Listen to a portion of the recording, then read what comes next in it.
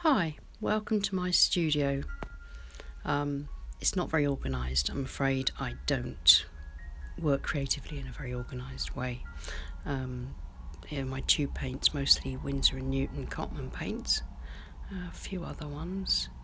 I mostly paint from this baking tray on a board. I stand up and paint at arm's length on my desk.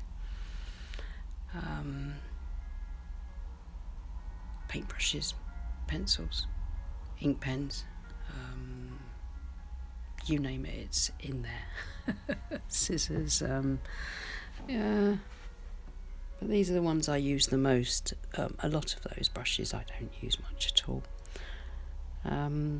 Piles of paintings, I suppose everyone must have them in their studio, ready to be put away into display books if I like them and want to keep them, or ready to paint on the back or change slightly and experiment with if I'm not so keen. Here's a drawer full of my first paints that I bought before I'd even started painting. I don't use them anymore. I think mostly Crawford and Black and a few other odd bits. I didn't know what I was buying then. This drawer is filled with drawing papers and bits and bobs for drawing, different weights of cartridge paper and Bristol board, etc.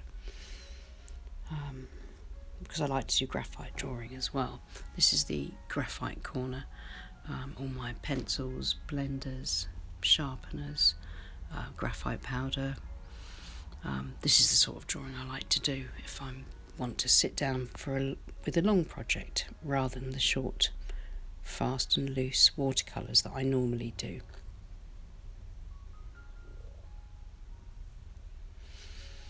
Yeah, so that's all the graphite stuff.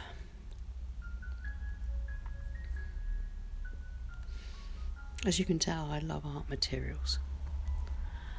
Now here in a stack of old farm boxes, wooden farm crates, is where I store my favourite thing in the world to do with my art, which is my watercolour paper.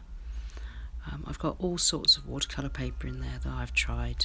There's some Arches which I haven't used for a while. This is what I mostly use, which is my beloved Saunders Waterford £90 cold press paper.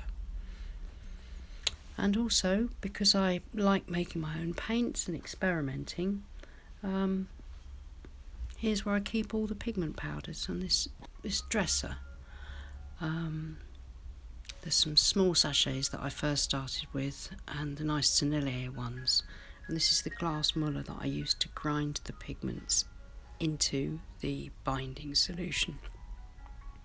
I've also got lots of old markers that I don't really use, a small selection of acrylic paints.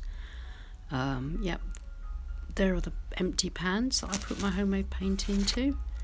And I've got a large bottle of linseed oil because at some point I want to have a go at making oil paints and oil paints at some point. So there we are. There's a little look at my studio.